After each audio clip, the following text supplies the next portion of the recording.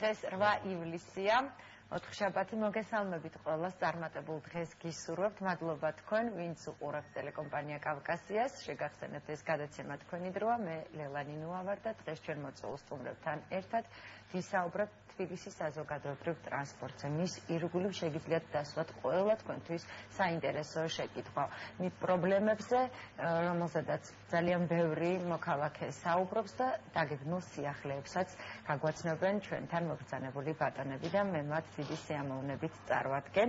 ბატონი მერაბ მამულაშვილი, თბილისის მერიის ტრანსპორტის საქალაქო სამსახურის უფროსის მოადგილე და ბატონი ნუგზარ მალაღურაძე, თბილისის საკრებულოს სარევიზიო კომისიის ხელმძღვანელი. უღრმესი მადლობა თქვენ, რომ გამონახეთ დრო, მოხვდით ჩვენთან სტუდიაში და ნამდვილად საზოგადოებას აინტერესებს დიდ ფენას აი ის პრობლემები, რომელიც თბილისის საზოგადოებრივ ტრანსპორტის ირგვლივ განეხილება მერიაშიც და საკრებულოშიც. მაყურებელს კი მოუწოდები აქტიუროს ჩემთან ერთად, ეს პირდაპირი ეთერია.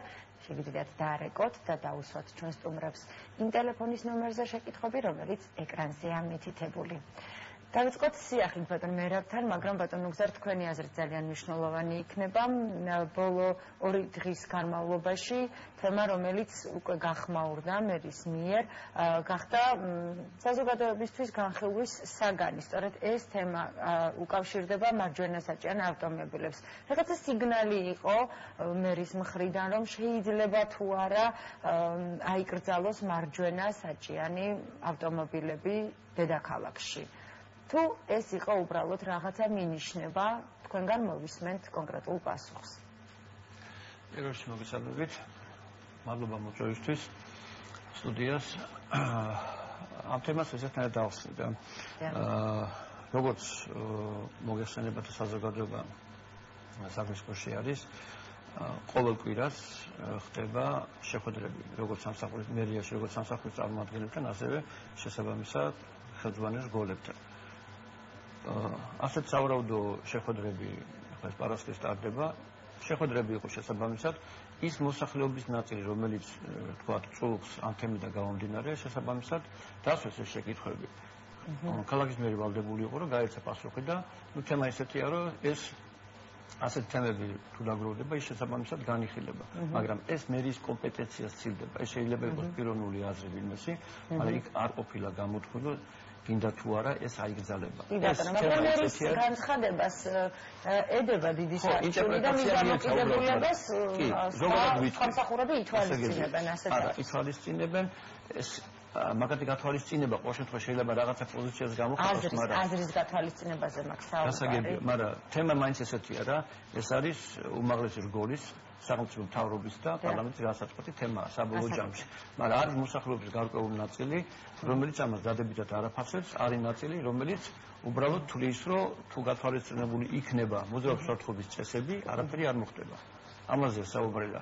ამიტომ ამაზე ასეთი გავრცობილად საუბარი, ამიტომ ვფიქრობ, რომ უფრო გამაღიზიანებელი იქნება, ვიდრე თქვათ ფაქტობრივად ეს იყო უბრალოდ ერთი მესიჯი, რომელიც შეიძლება განხილვის საგანი გახდეს. მაგრამ არის თუ არა ეს ჩვენს ქალაქში, ჩვენს დედაქალაქში მნიშვნელოვანი პრობლემა. თუნდაც რადგან 2 დღეა ამაზე სოციალურ ქსელში მიმდინარეობს ასთა სხვადასხვაობა, გაზიარება და გამოთქვა.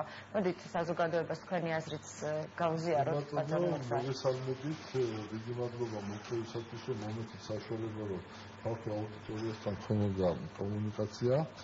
კონკრეტულად ქალაქში არსებობს ბევრი საკითხი პრობლემა და კონკრეტულად ტრანსპორტის მხრივაც არსებობს პრობლემები. აქედან გამომდინარე, რა თქმა უნდა, ეს თემები ყოველთვის განიხილება აღმასრულებელი ხელისუფლების მიერ, ასევე საკრებულოში, ყოველთვის მიდის ჯაბასი ამის ირგვლივ და ჩვენი ხელისუფლება ზოგადად მიჩვეული ვართ იმას და ვაკეთებთ ყოველთვის, რომ მომზადებული საკითხი გამოგვაქვს საზოგადოების წინაშე. ამიტომ ეს საკითხი ზოგადად ტრანსპორტის თემა, როგორც საზოგადოებრივი, ასევე ასევე კერძო სექტორის თემა, ну, თქვა, ტაქსებს შევეხოთ, თუნდაც მახუთხით, იმიტომ თქვა, იქ აქცენტი შეიძლება ტაქსებს გავაკეთოთ, თქვა. თქვენ ძალიან კარგი მაგალითი ახსენეთ, სანამ ეთერს დავიწყებდით ჩვენ ამაზე ოდნავ მოგვიანებით. ახლა ის რომ თქვა თბილისში, თქვა სფერო, რასაც ტაქსი ქვია, თბილისის ტაქსი და ზოგადად მე მგონი თელ საქართველოში ვერავითა კრიტიკას ვერ უძლებს, ახლა ესია რეალურად, ამიტომ საჭიროებს რეგულაციას რა ეს და თუნდაც პირველ რიგში უსაფრთხოების თვალსაზრისით და იმ ადამიანების უსაფრთხოების თვალსაზრისით, ვინც მგზავრობენ ამ ავტომობილებით, როგორც ტექნიკური გამართულების თვალსაზრისით ამ ავტომანქანების, ასევე ვახსენეთ რა მარჯვენა საჭიანი ავტომობილები. ახლა ნუ წარმოგიდგენთ მე მინახია ამ ქალაქში და ჩვენს გინახიათ ალბათ, აი ორკარიანი ავტომობილი, მარჯვენა საჭიანი და ნუ არის დაკავებული მგზავრობის გადაყვანით. ნუ ყოველ შემთხვევაში ახლა ლაპარაკია თავიანთი ოჯახის წევრებზე. აქ ლაპარაკია ემსახურება მგზავრებზე დღის განმავლობაში სულ ცოტა 25 ჯერ ამ მანქანაში სვდებიან და გადმოდიან ადამიანები. უსაფრთხოება რატომ არ არის დაცული? არა, უსაფრთხოება ეხლა მოგახსენეთ, იმიტომ ვახსენე ზუსტად ის ორკარებიანი და თქვათ ასე შემდეგ. ადრე, როდესაც თქვათ სახელმწიფო არეგულირებდა და სახელმწიფო ტაქსები არსებობდა, იქ მძღოლის უკანა კარები იყო დაბლოკილი, ასე ვთქვათ რა. იმიტომ რომ იმ მხარეს, სადაც მოძრაობენ ავტომანქანები, გადმოსვლა და ჩასვლა არ არის, ასე ვთქვათ, უხიფათო. აქედან გამომდინარე, ამ მოსაზრებით, ვთქვათ, როდესაც ტაქსი ჩასვლა შეიძლებოდა მხოლოდ მძღოლის მარჯვენა მხრიდან, რა, სადაც ტროტუარის მხრიდან ეს თქვით რა. და ეს არის სწორი. ელა ამ შემთხვევაში ზოგადად თქვათ ის 4-კარიანი მანქანებიც ხო უკონტროლოა ეს თემა და ყველა მხრიდან ჯდებიან ამ მანქანაში და წეგან ვახსენე კიდე მარჯვენა საჭიანი წარმოიდგინეთ და თან ორი კარები რომ ხო ყველა ვარიანტი იმ მანქანაში ყოველთვის იქიდან უნდა ჩაიდო. ეს არის საფრთხის შემცველი. აქ ლაპარაკია კიდევ გეუბნებით ახლა. პირველი თუ ჩვენ ქალაქის დონეზე განვიხილავთ ხო თუ ალბათ რა ისევ და ისევ უსაფრთხოების თვალსაზრისით ხო დასაფიქრებელია ზოგადად თქვათ აი ამ მანქანებით მგზავრების გადაყვანა რა.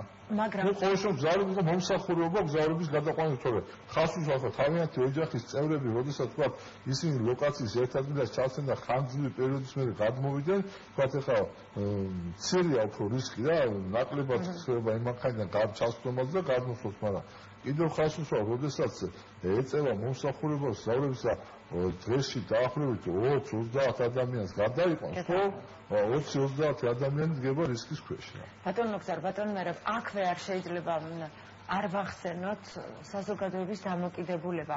მოდით ხაზი გავუსვათ ημას, რომ ჩვენ გვინდა, ჩვენ არ ვართ წინააღმდეგი, რომ ადამიანმა შემოსავალი შეიტანოს ოჯახში, ვიცით ისიც ძალიან კარგად, რომ ეს მარჯვენა საჭიანი მანქანები შედარებით იაფია და სწორედ ამიტომაც მიმართავენ რომ შეიძინონ ამ ხერხს და დიდი შემოსავალი ვისაც არ აქვს ფიქრობს რომ აი მინიმალური დახარჯი შევთავაზეთ რა ყველგან თქვათ არის მომსახურების სფერო რომელიც ემსახურება და რომელიც იღებს ამ მომსახურებას ხო შევთავაზეთ იმაზე რომ ორივე მხარის უფლებები უნდა იყოს დაცული როგორც მას აქვს უფლება რომ თქვათ თავის შრომით თავისი ოჯახი გამოყვებოს და საჭიროც არის ასევე უფლება აქვს იმ ადამიანს უსაფრთხოდ იმგზავროს ვინც ეს ადამიანი დაიქიებს ხო ეს არის რა მოდით ჩვენ ვილაპარაკოთ ორივე მხარესზე ნუ ვილაპარაკოთ ერთ მხარეზე ორივე იქით ამ მხარეს აქვს უფლება იმის რომ უსაფრთხოდ და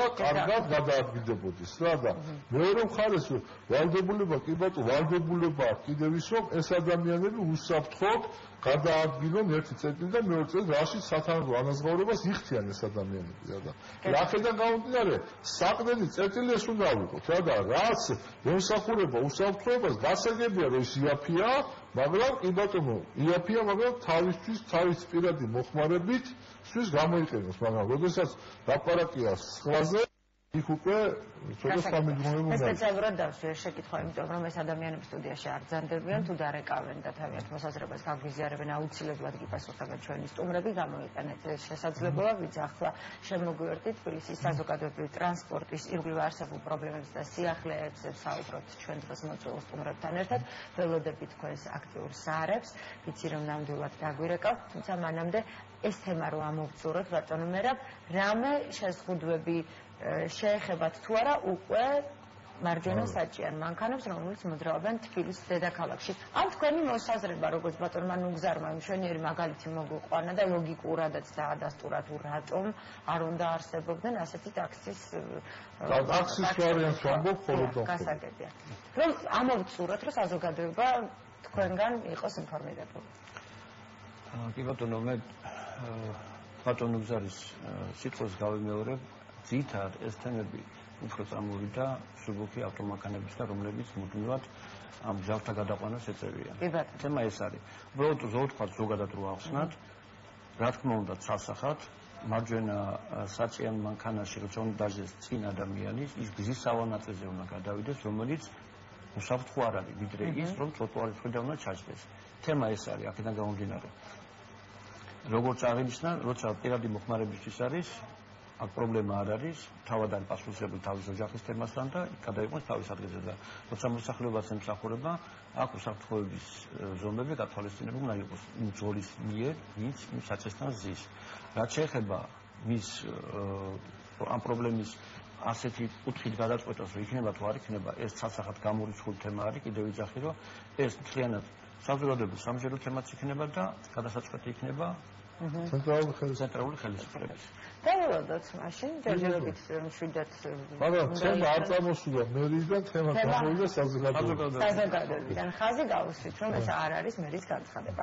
ბატონ ნუგზარ, 2 დღის წინ თქვენმა კომისიამ მოისმინა თბილისის ტრანსპორტის ხელმძღვანელობის საქმიანობის ერთგვარი ანგარიში. ესეც ყოველთვის ტარდება და ბუნებრივია ასეც მუშაობთ. ამ მხრივ არც თუ ისე სახარბიელო მდგომარეობა არ გვაქვს, ამაზეც თანხმდებით, ხო? თქვენ და შეკითხვები გქონდათ და ამ პრობლემასთან დაკავშირებით თქვენი მოსაზრებები თუ შეიძლება რომ არა, ნუ ძირითადად პირველი თემა უფრო წამოსული იყო, მოწვეული ჰყავდა კერძო სექტორიდან ეგრეთ წოდებული ყვითელი სამარშრუტო ტაქსების ხელმძღვანელობა. ძირითადი თემა შეეხებოდა გადატვირთულ ამ მანქანებს ფეხსრდმი ადამიანები და კონდიციონერება. ნუ ეხლა ჩვენ იქ მოვისმინეთ ასე ვთქვათ, შეკითხვებზე პასუხები, რა ხშირ შემთხვევაში თქვათ არის ის რომ თქვათ მათ შემოიღეს სანქციები მძღოლების მხრივ რომ მათ ჩართონ კონდიციონერი, ეს ერთია, არის ხედი ხაზი გამოაკლეს, მაგრამ აი ეს პრობლემა თვითონ აი როგორ გითხრათ რა, აი ხშირია შემთხვევები, როგორც მათ აგვიხსენს, რომ მწყობრიდან გამოდის ეს კონდიციონერები, მიზეზი ის არის რომ ნუ ყველა მიცით ვინც ახლა ცოტა ტექნიკაში ვეკვირდით რომ ზოგადად თუნდაც კარები ხშირად იღება და იკეტება ეს თვითონ იმ სისტემაზე არ მოქმედებს და დადებითად არ მოქმედებს ანუ ის მუდმივ რეჟიმში ტემპერატურას ვინაჩვენებს და მუდმივ რეჟიმში მუშაობს აქედან გამომდინარე მიტომ არის ეს ხშირი გამოსვლა მწყობრიდან ნუ როგორც თვითონ ბრძანესო დღეში დაახლოებით 150 მანქანას მაინც უფუჭდება და ამის შეკეთება მიმდინარეობს. მონიტორინგი რთულია რომ მონიტორინგი რთულია ხა როგორ არის? ნუ ბილოგიობით სანქციები შემოიღეს, როგორც გითხრეს, ცხელი ხაზის ტელეფონი გამოაკრეს მანქანაში და სავალდებულოა. ნუ მონიტორინგი უნდა განახორციელოს საზოგადოებამ და ნუ დარეკვის შემთხვევაში განხორციელდება იქ როგორც თვითონ დანა ესე პირველად გაფრთხილება, მეორე ფულადი ჯარიმაა და მესამედ ანთავისუფლებენ დროს სამსახურებს. ეს არის რაც შეეხება თვითონ კონდიციონერებას. ნუ ახლა რაც შეეხება ამ გზათა გადაყვანას ნუ თუმცა მშრალი თავისი სურვილით ირჩევს, რომ მე დავრგები ფეხს, იმიტომ რომ მე ჩქარა. ახლა საქმე იმაშია, მე წეგა ვახსენე, რომ ოჯ სახს არსებობს ორი მხარე, ის კი ირჩევს, მაგრამ ვინც იჯდა და ჰაერი აღარ ყოფნის და კიდევ იმას ეჩქარება,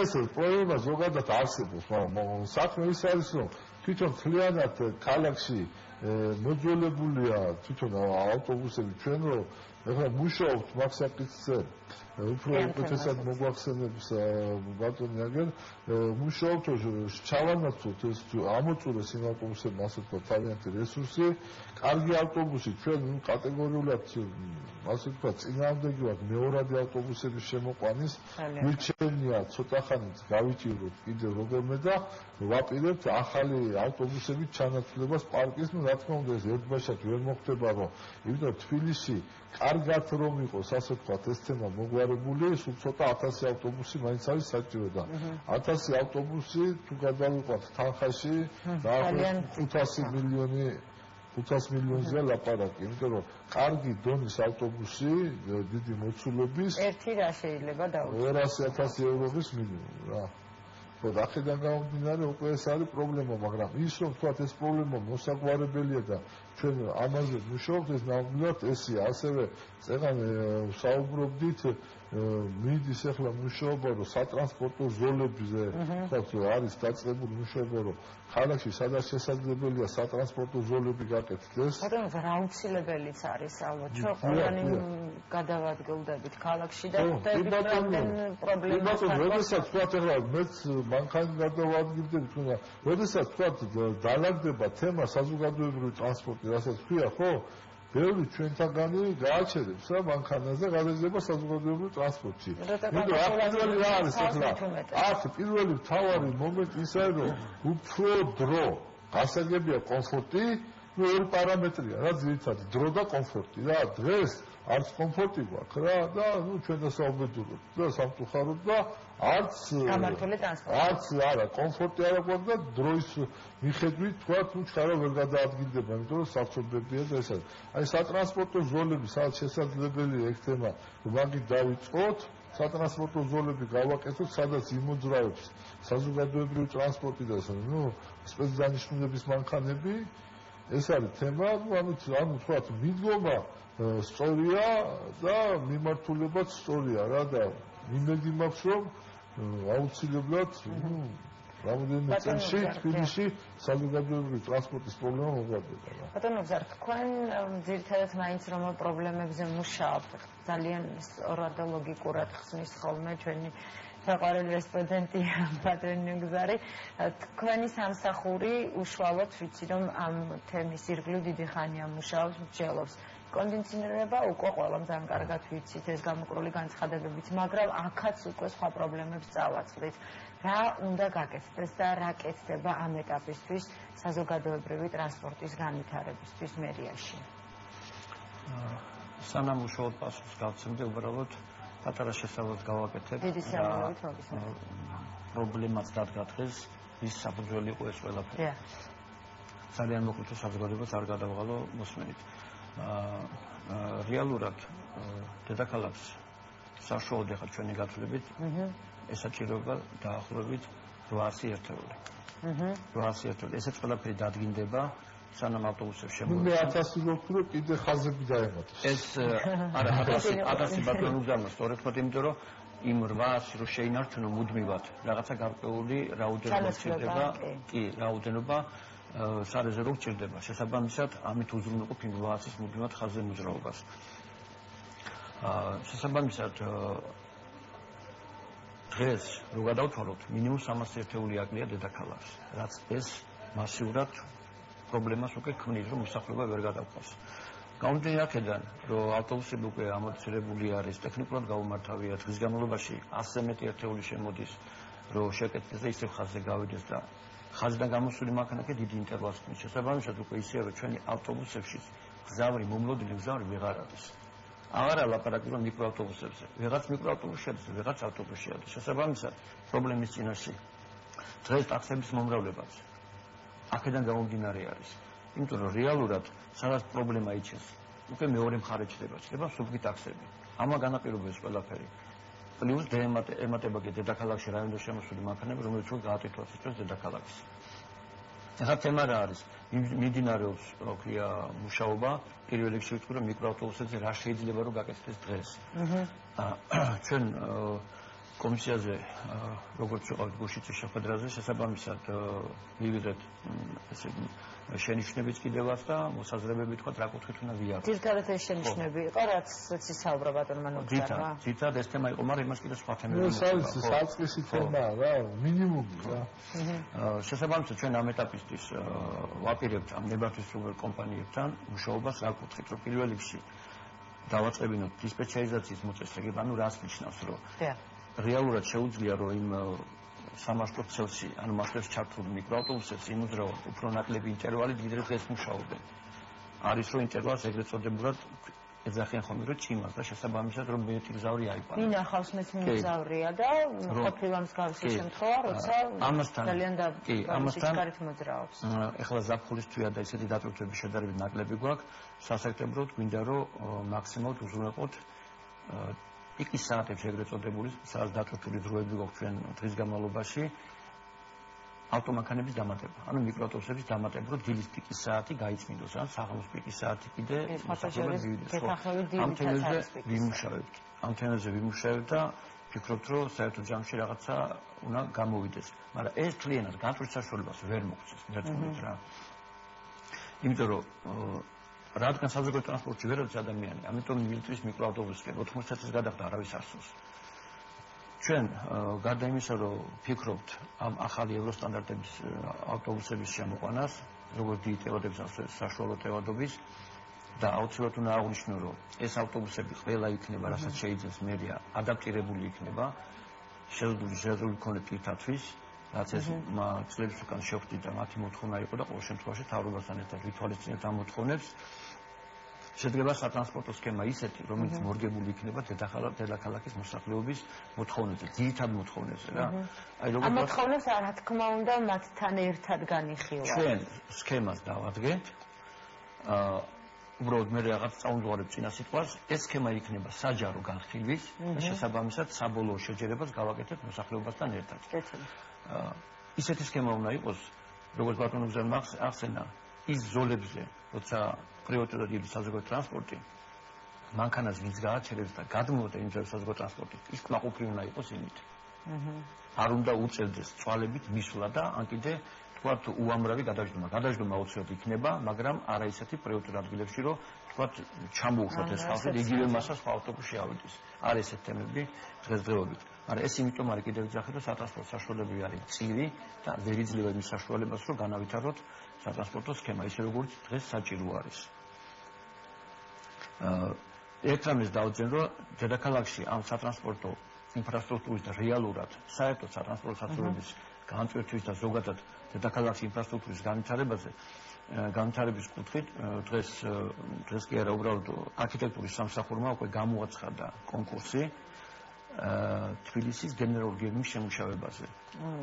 ეს არის ყველაზე ძირეული, რაც მერე მოგცემს სტრატეგიას თუ როგორ უნდა განვითარდეს დედაქალაქი და შესაბამისად ყველა ის ინფრასტრუქტურა, როგორც სატრანსპორტო იქნება, ასევე საგზაო, ყველაფერი აბსოლუტურად მოცული იქნება იქ და იმის შესაბამისად დაიდება ეს დოკუმენტი და იქნება მოცემული პრიორიტეტები, რის საფუძველზე ჩვენ გვექნება არჩევანი რა გავაკეთოთ. ბატონო, მე მოვაპატიეთ, ძალიან ხშირად ჩვენთან მობრძანებული სტუმრები ამბობენ, რომ არ არსებობს ქალაქ დაგეგმარების. ხო, ზუსტად აი ეგ ძალიან მნიშვნელოვანია არის ეს სწორედ აქედან უნდა დაიწყოს ყველაფერი და მიხარია, რომ ამ თემას უკვე შეეხებთ. დავიწყოთ ზუსტად. ქალაქ დაგეგმარება წლებია კი არა, მე მგონი არსებობს. ჩვენ ახლა გარკვეულ ადგილებში, ლოკაციებში სადაც პრობლემებია გაატვირთვების, იმ ნაწილს ვარეგულებ გარკვეული კუთხით, მაგრამ ეს ნაკადი რომ მიდის სხვაგან პრობლემას ხმის, ის ერთ კონტექსტში არ განიხილება. მე იქ და ანუ რეალურად ესეთი ადგილები უკვე მრავლდება. შესაბამისად ეს რო ერთიანად იქნება განხილული, მთლიანად იქნება ეს წინ გათვალისწინებული. სად რა უნდა გაკეთდეს, რომ ამ პრობლემებმა სხვა პრობლემები იქით არ გამოიწვიოს. მეტროს ხაზის მშენებლობა დაიწყო კიდევ ის ერთი. კი უნივერსიტეტის ემატება, ქალაქგეგმარებაზე კიდევ ერთხელ გითხავთ მათ, ვისაც აინტერესებს ეს თემა და უნდა მონაწილეობის მიღება თავისი მოსაზრების გაძერება, როგორ მოხდება, რა ნიშნით შეირჩევა თქვენ აწარმოადგენთ ახლა ხდები, მაგრამ ინფორმაცია გექნებათ, იმიტომ რომ არიან ადამიანები, რომლებსაც აქვს პრეტენზია, რომ ჩვენ წლები ამ თემის ირგვლივ მუშაობთ და გვინდა კონკურსში მონაწილეობის მიღება. არქიტექტურული სამსახური არსებობს ამ კუთხით, არსებობენ არქიტექტორებიც და საინტერესოა თქვენი მოსაზრება უბრალოდ რომ გავიგოთ. თუმცა მანამდე მაყურებელია ხაზი, რამდენიც მატყობინებენ და მოვისმინოთ მისი მოსაზრება და შემდეგ თქვენ პასუხსაც მოვისმენთ. გამარჯობა. ისმენთ. გამარჯობა. გეცნობათ პირდაპირ ეთერი. კარგია როცა თავს ადამიანები არის მიცოცხლება. სამწუხაროდ მაყურებელს ვთხოვ, რომ სანამ დაგვიკავშირდება ტელევიზორებს ჩაუწიოთ და ოდნავ ხმამაღლა ისაუბროთ. გისმენთ? ჩვენ თხოვნა იქნება გადმორეკეთ და გაითვალისწინეთ ჩვენი თხოვნა და ეს ინფორმაციაც რადგან გაჟღერდა, მივაწოდოთ სრული ინფორმაცია ადამიანებს, ვისაც აბსურდული. ლევანდო ბიუჯეტში გაითვალისწინეთ 2,5 მილიონი ლარი, მაგრამ ეს გეგმის გაკეთებას რა თქმა უნდა არ ეყოფა. მიმდინარეობს მუშაობა დონორებთან კიდევ. ანუ თავარია რომ პროცესი დაიწყო, გამოცხადდა კონკურსი.